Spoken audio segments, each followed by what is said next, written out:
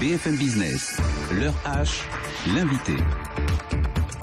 Notre invité, c'est donc Laurent Bigorre, directeur de l'Institut Montaigne. Merci d'être avec nous. Vous êtes venu avec un rapport sur un sujet un petit peu dense. Vous dites sortons de la confusion, mais en même temps, j'ai envie de dire, c'est, je ne sais pas combien de rapport pour essayer de faire quelque chose dans notre territoire. Vous, ce que vous nous dites, vous avez 31 propositions, c'est qu'en fait, avec une politique publique intelligente, on peut faire des choses. J'en profite pour saluer Emmanuel Le Chip, qui lui aussi arrive avec ses chiffres qui montrent que c'est difficile de faire des chiffres. Bonsoir Emmanuel. J'ai essayé d'appeler le centre des impôts dans les Alpes-Maritimes cet après-midi, mais j'ai pas réussi. Voilà.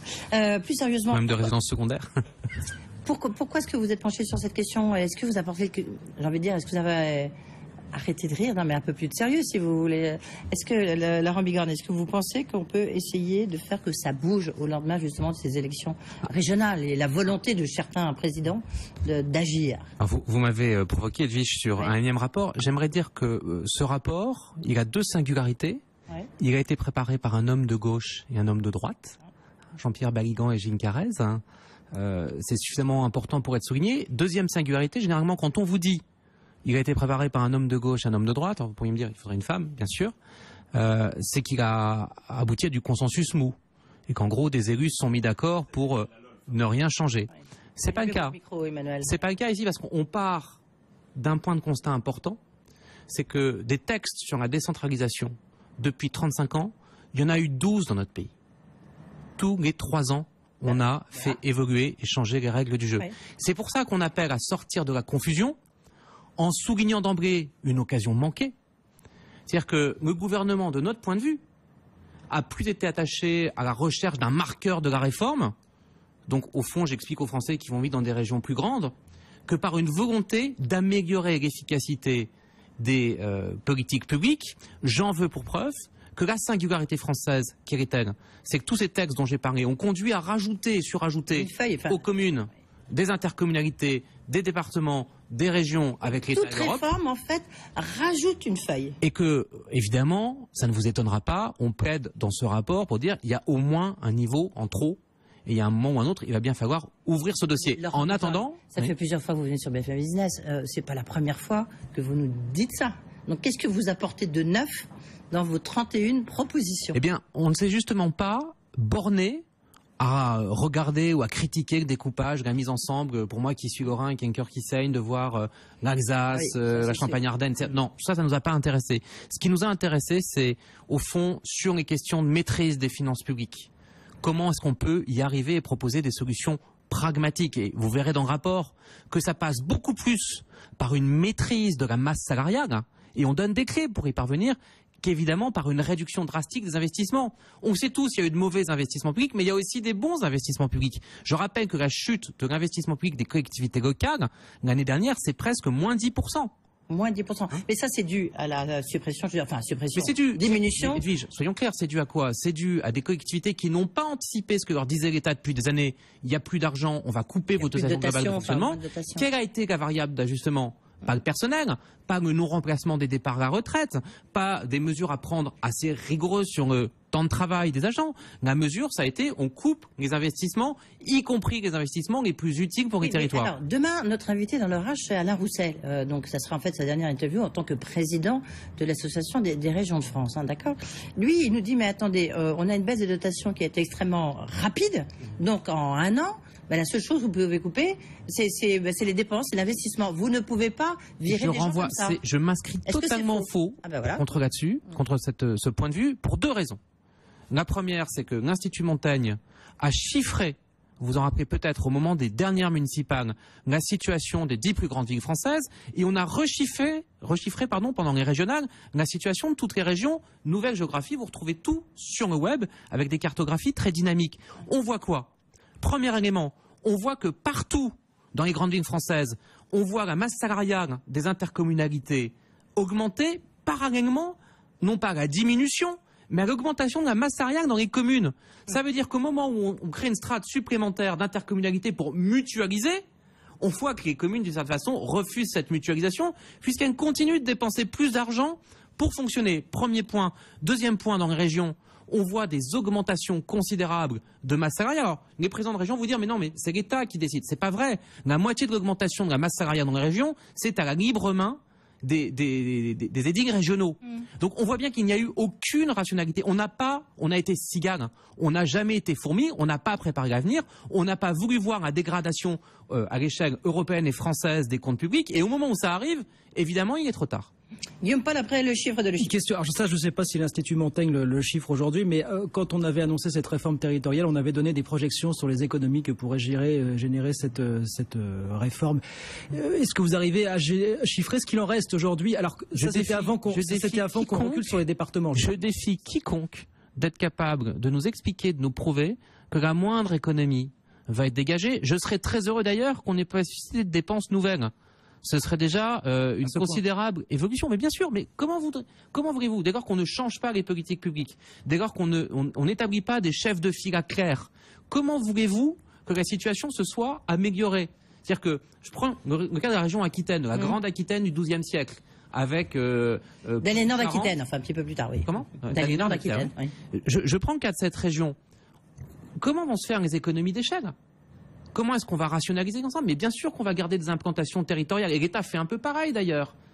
Donc on voit assez mal comment les choses vont se produire, comment les économies vont miraculeusement... On nous parle de nouvelles régions qui n'auront pas forcément plus de moyens. 2 régions qui vont fusionner avec des budgets. 1 + 1 fera 2. La réalité, c'est qu'on a des régions pauvres et assez incapables. Je vais prendre un exemple qui va tout rapidement, parce qu'après, il y a quand même... 4,5 milliards. C'est le budget de la région Île-de-France, qui est l'une des régions les plus riches d'Europe, qui est le 45e budget d'intervention en Europe. Ça veut dire quoi? Ça veut dire que la réforme qu'on vient de voter et qu'on a incarnée à travers le nouveau mode de scrutin, on est tous allés, je l'espère, aux urnes. Ça veut dire quoi? Ça veut dire qu'on a créé parfois des régions de très grande taille, il y en a au moins 4 en France, qui ont une taille européenne, qui ont entre le 10e et le 20e du budget de leurs voisins. Pourquoi? Parce que l'État a gardé toutes les compétences. Parce que l'État, le plus souvent, a gardé la main et a, au fond, commis une décentralisation qui coûte assez cher. Typiquement, c'est la décentralisation qui, en matière d'aide sociale, fait qu'il a la main et qui demande aux départements de payer. Et qu'évidemment, le département dit « moi, je peux plus » parce que ça progresse trop vite, à un rythme plus de 5% de 2009 à 2013. Et puis qu'au final, l'État refuse de changer les règles du jeu, considérant que ce n'est pas son sujet. Donc, tout le monde est déresponsabilisé. 38, c'est le chiffre de le chiffre. BFM Business, l'heure H, le chiffre de le chiffre. Emmanuel, 38, c'est le nombre de fonctionnaires, vous nous dites, pour 1000 habitants dans la région la plus administrée de France. C'est presque le double de la région la moins administrée. On a envie de dire c'est l'Alsace. Oui. Ça ne va pas faire plaisir à Laurent Bigogne. Hein. Et puis, c'est 22 pour 1000 habitants. Exactement. Bah oui, parce qu'on dit, dans le panorama qu'a dressé Laurent et qui est juste, c'est qu'effectivement, on a eu parallèlement une progression des effectifs de la fonction publique d'État et de la fonction publique territoriale, puisque depuis 2002 à peu près, en moyenne, les effectifs de la fonction publique d'État, c'est plus 0,6% par an. La territoriale, c'est presque 3%. Et 38, le nombre de fonctionnaires, c'est la territoriale? La territoriale. Uniquement la territoriale. Uniquement la territoriale. Et effectivement, alors, l'idée, c'était d'insister sur le fait qu'il y a quand même des régions qui sont plus raisonnables que les autres. Et effectivement, quand on regarde celles qui sont le plus économes en effectifs pour leur gestion, eh bien, les 3 régions qui arrivent en tête, c'est d'abord l'Alsace. C'était avant la réforme territoriale, c'est Champagne-Ardenne et c'est Franche-Comté. Donc, grosso modo, le Grand Est est raisonnable. Je n'en dirai pas autant du Sud, puisque les 3 régions les plus mal administrées, entre guillemets, celles qui emploient très largement le plus de fonctionnaires, c'est Languedoc-Roussillon, PACA et la Corse, avec presque 38 effectivement fonctionnaires pour 1000 habitants. Et quand je parlais des impôts sur la Côte d'Azur, c'est qu'effectivement PACA est peut-être la région la plus administrée, mais c'est celle qui fait le contraire de ce qu'il faut faire, puisque vous avez vu qu'il est impossible aujourd'hui de joindre au téléphone apparemment les impôts, les centres des impôts, puisqu'on a demandé aux fonctionnaires des impôts de ne plus répondre au téléphone et d'inciter les gens à aller complètement sur Internet. Donc c'est typiquement le cercle vicieux. Ça peut vouloir dire plus d'efficacité. Non, parce que pour le coup, ça veut dire moins de services publics. Moi, je trouve que pour le coup, on va pas entrer dans le débat ce soir, mais je trouve que le rapport avec l'administration des impôts par email est assez simple. Une vraie modernisation, c'est une administration qui coûte moins cher et qui est plus efficace. On est d'accord. Là, le contribuable perd en qualité d'accueil. Donc maintenant, on fait quoi? Vos propositions? Nous, nos propositions, enfin, elles se fondent. J'aimerais rappeler, pourquoi est-ce qu'on a fait ces rapports? Il y a eu, je vous l'ai dit, les exercices de chiffrage qu'on a pu faire. Il y a eu tout ce qu'on a pu faire sur le temps de travail. Vous rappelez, j'étais venu présenter ici un rapport global sur la situation du temps de travail dans les administrations publiques locales. Il n'y a pas de quoi être fier parce que on nous cite les nombres de fonctionnaires territoriaux par tête d'habitant. On pourrait parler des arrêts maladie. Et on sait que dans un certain nombre de communes ou d'intercommunalités... C'est bien notamment à Montpellier, etc. On sait exactement. Donc il faut toujours avoir ça en tête parce que les poches d'économie, elles sont rares. Nous, on a voulu dire, il y a à la fois un sujet de rationalisation et donc d'efficacité, pour aller dans le sens de ce que disait Emmanuel, des politiques publiques, et où sont les demandes des Français? Emploi, formation professionnelle, apprentissage. C'est quand même hallucinant d'être en ce moment dans un débat sur l'apprentissage et d'avoir raté complètement ce débat au moment où on a redessiné la carte de région, parce que c'était l'occasion de dire, expérimentons. Donnons un rôle de chef de fila.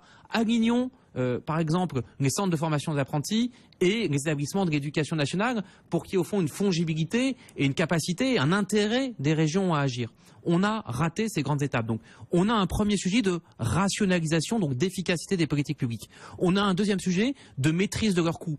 Ce que disait Emmanuel est édifiant. La quasi-totalité des économies que l'État croit avoir réalisées en matière de dépenses, de masse salariale pour les fonctionnaires, en fait, ont été repris, ce que l'État donnait de la main gauche, de la main droite, par les collectivités qui, évidemment, elles ont augmenté leur personnel. Troisième élément, la question qui est trop peu envisagée, des normes. Il y a une inflation normative. De la même façon que la petite boîte est écrasée par la norme sociale, environnementale, économique, il faut voir qu'un certain nombre de collectivités aujourd'hui sont complètement écrasées par la norme. On produit de la norme, mais ça se vit de la même façon pour une collectivité locale. Donc notre rapport, c'est aussi un cri du cœur pour rendre un pouvoir normatif, pour rendre un pouvoir de simplification et d'expérimentation aux collectivités. Je ne veux pas entrer trop dans la technique, mais c'est une dimension absolument essentielle. Si vous avez un pouvoir qui est capable de faire de la maîtrise budgétaire, de l'efficacité de politique publique en déterminant qui sont les chefs de file et qui est capable de lutter contre l'inflation réglementaire et de rendre un pouvoir d'expérimentation et de dérogation aux collectivités, vous arrivez à desserrer un peu la contrainte des collectivités qui voudront s'engager. Oui, il y a la question, rapidement encore, deux questions importantes, il nous reste peu de temps. Sur le RSA, l'aide sociale en l'occurrence, il faut que ça soit géré à quel niveau? Parce qu'on sait qu'il y a beaucoup d'interrogations au niveau des départements en disant est-ce qu'ils vont pouvoir continuer à payer le RSA? Il y a là un vrai paradoxe, c'est que nous on s'interroge sur le niveau administratif qui est en trop. Il y a une vraie réflexion à voir, est-ce que c'est la commune, est-ce que c'est le département, est-ce que c'est d'ailleurs uniforme à l'échelle des territoires, c'est pas sûr, mais vous savez que le RSA effectivement est administré par le département. Oui. Et j'ai envie de dire que le RSA c'est le même sujet que le SMIC. Est-ce qu'il est nécessaire aujourd'hui d'avoir un revenu minimum qui soit le même partout?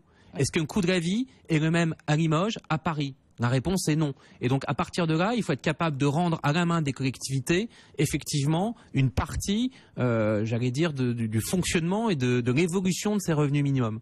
Laurent Bigard, toute dernière question d'actualité. Cette fois-ci, François Hollande est allé saluer la Caisse des dépôts, la vieille dame qui fêtait son bicentenaire. Il a annoncé 100 milliards d'euros de prêts pour les entreprises, notamment dans tout ce qui est travaux publics, développement durable, et puis 26 milliards en prêts. Ça passe par là?